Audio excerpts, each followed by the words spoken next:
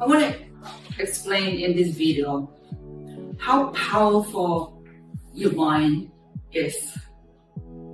In the past, some of you already know, but in the past, I thought, my mind is powerful. I didn't know how it is so powerful. What makes it so powerful? What's in there?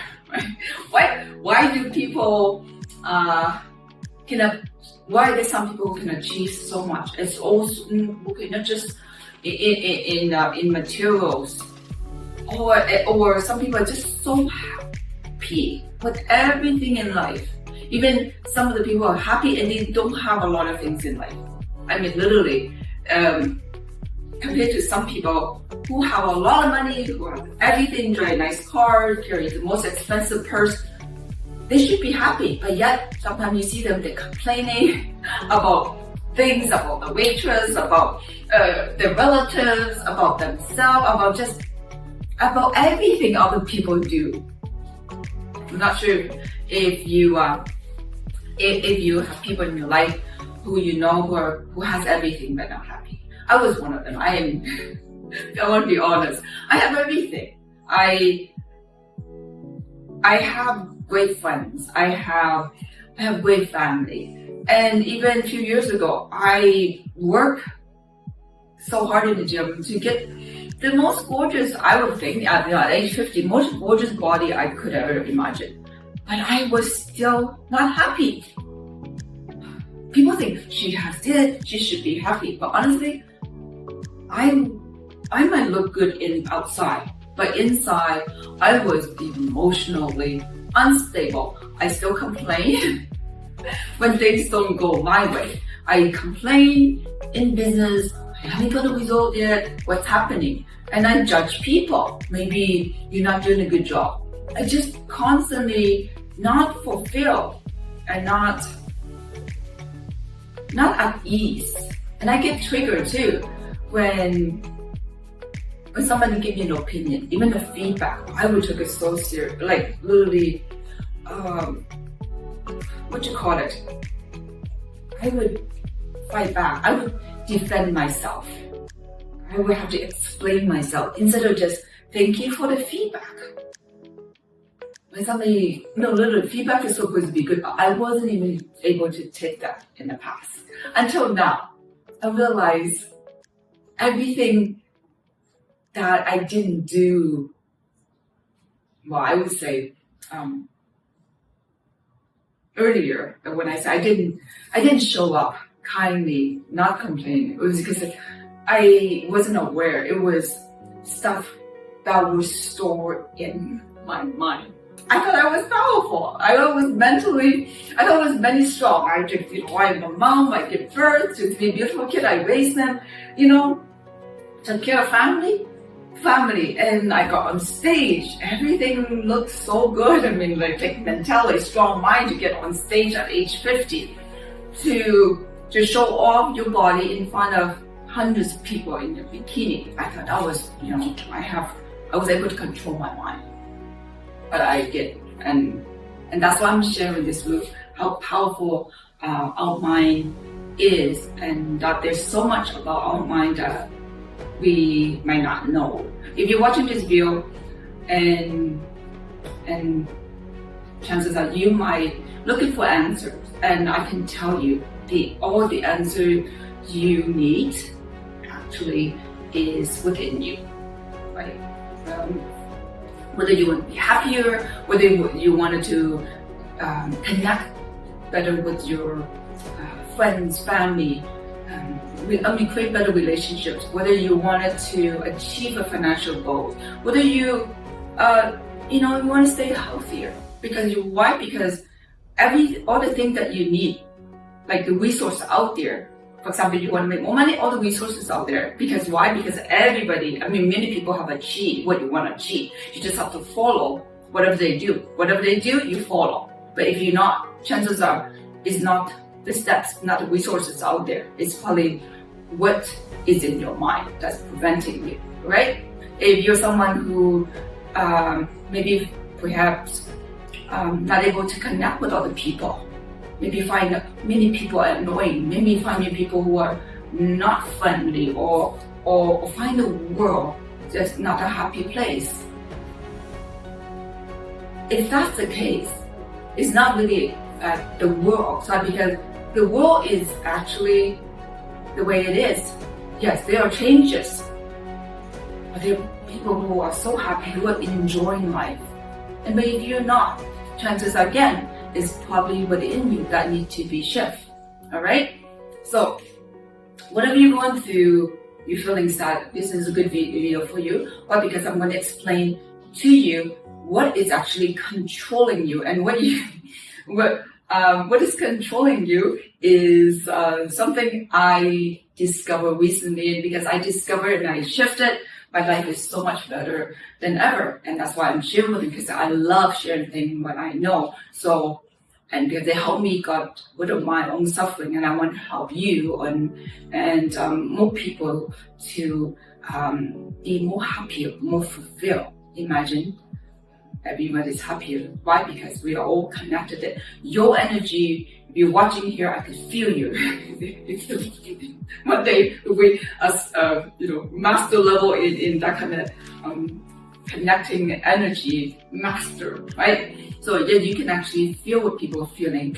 We're all connected. All energies all spread out.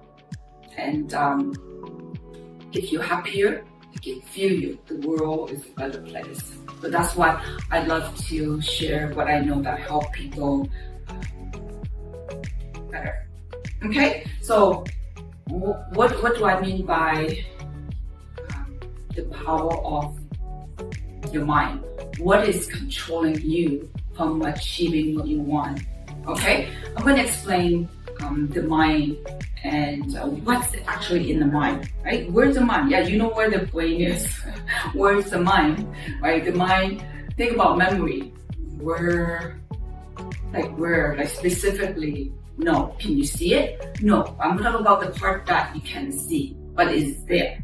Because if you have to think about something in the past, yeah, you can think about it. It's there, right? But you can't see it. But the brain, yeah, you know where the brain is. You can see it. That's why a lot of people haven't really got a chance to be aware of the things that's there. But it's there, but you can't see it. But today, I wanted to share with you the part that, even though you can't see it, but it's controlling you just as much as the parts that control you, the mind. Yeah, you need the mind and the brain to work together, just like a computer, right? You need the hardware and the software. The computer, the hardware, the screen and monitor cannot work without you putting a software there. So the mind is the software, just like the hardware is the physical body, the brain. All right, so your body moves because it's what's in the mind, right? The computer runs because of what's in the software. Think about that. All right. So what stores in the mind? Okay. And before I explain to you, I want to tell you what the mind looks like. The mind has two parts. All right. So here's the mind. The mind, beautiful mind. The mind has two parts. There's the conscious part. You know, when you pay attention, you use effort, conscious part, and then there's the subconscious part.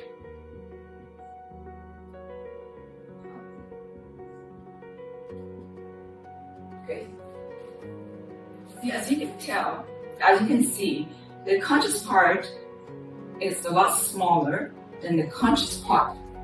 A lot of people are explaining this conscious part is like the CEO of a company. Okay? And then the subconscious part is like all the employees of the company. Right? So this is why the conscious part is small, because you only need one CEO in the company, but you need many employees in the company, right? Many employees, sometimes thousands, right? Think about big company. How many employees are there? And think about a company. How many CEO? Only one CEO. One CEO, right? So that's why the conscious part, the CEO makes decisions, critical decisions, it reject decisions. Alright? So they make bigger decisions. However, all the employees have a certain tasks that they do. So in the subconscious part of the mind, it stores all your memories. That's where all your memories are located, right? So employees keep an eye on all the memories, all your emotions. Stores all the emotions, good or bad. It's really good, right? Good and bad ones. Memories, also good and bad. They're all stored in the subconscious part of the mind. Good and bad. Right? And then your habits, things that you do without thinking, like driving, like speaking the language, because you speak it so often, you don't need to think about it. But when you start, you might have to think about it. Once you get good at something, they become a habit. So all the habits are stored in the subconscious part of the mind. The challenge is not just all the good habits, but the bad habits are also stored in the subconscious part of your mind, right? Good and bad, right? So we all wanted to keep the good ones, but somehow we learned some bad habits. Like, what is it? Things that don't, not bad for you, it's smoking, right? Or doing behavior that are not. So bad habits, I'm sure you might think about some of the habits that you know that's good for you and not good for you. Okay? What else? Beliefs. What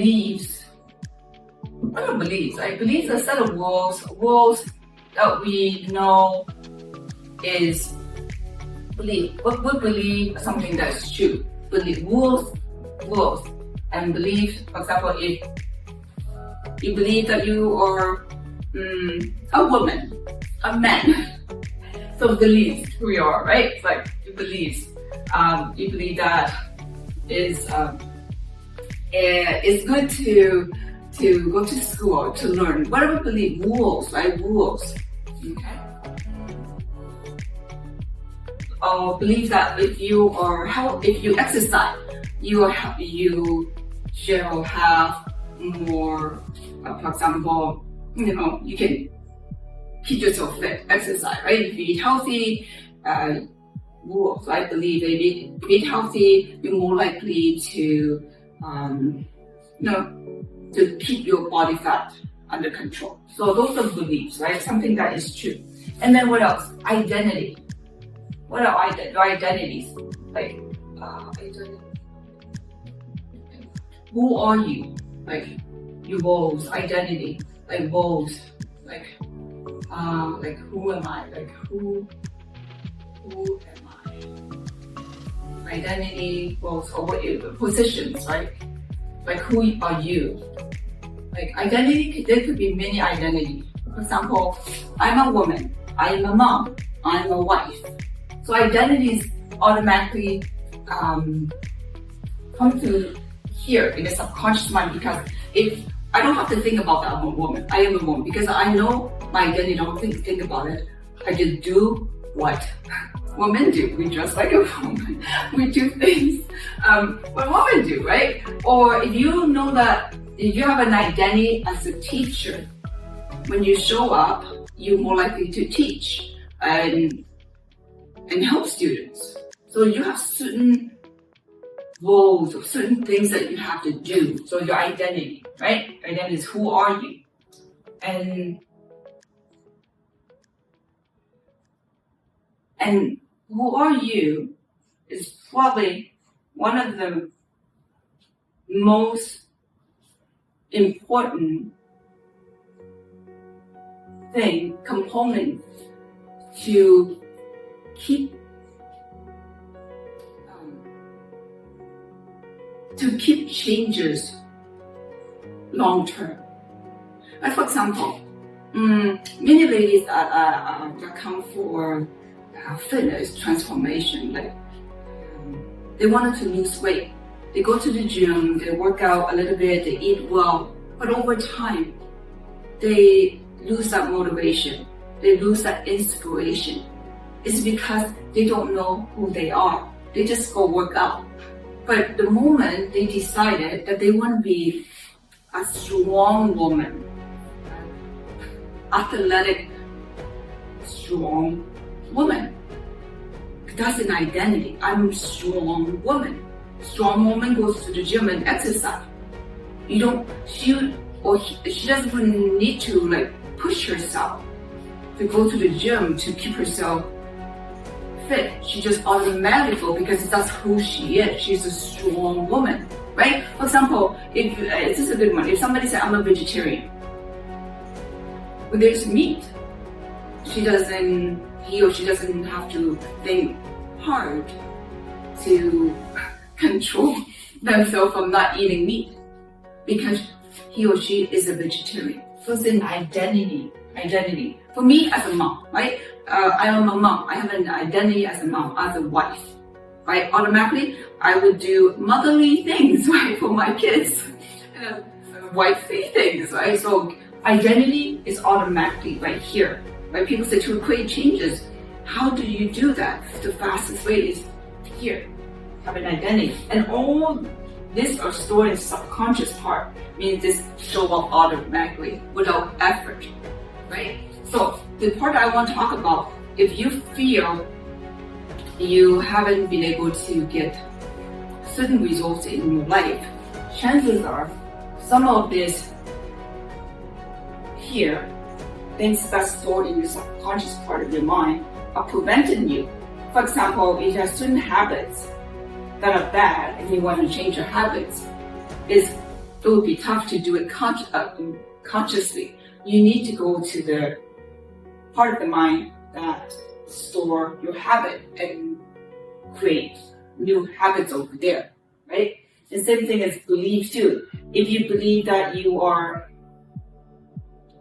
a bad person, you find all the excuses not to perhaps to do the good stuff that you wanted to good, even if you try to be a good person, but then you subconsciously don't believe that you are. So you're making a lot of effort to do it. You want to be able to show up just naturally, right?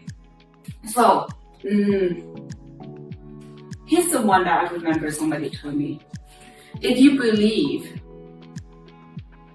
that you are, this is a good one. No, there was someone who mentioned this.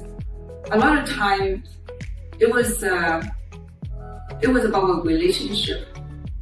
It was someone, a man, a gentleman. He have a hard time not to go clubbing after he became a husband. The reason is because he didn't give himself this new identity as a married person, married husband. He was still living someone who was single, right? Of course, single people, men, they go clubbing all the time. But because he didn't change his identity as a husband or as a father, he was still living like someone who's single. So just because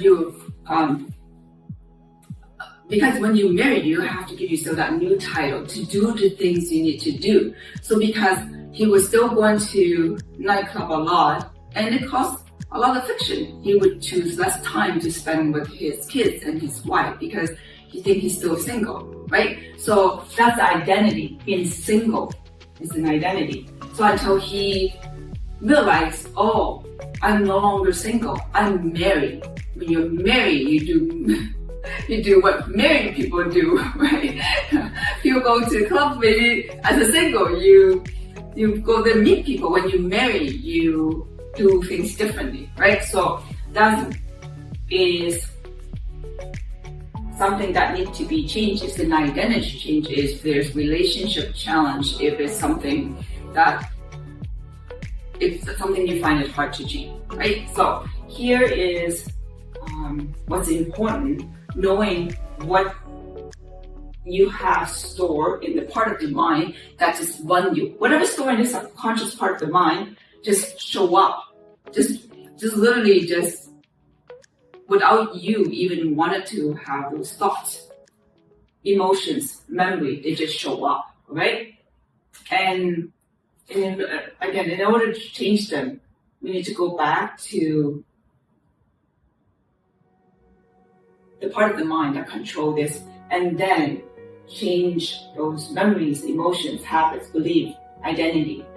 And to do that, we use hypnotherapy, where you be put under really relaxed state, where you feel really relaxed. Why? Is because this part that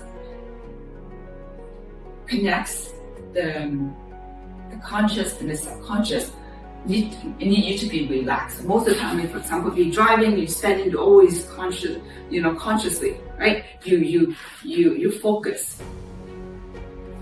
But most of the time,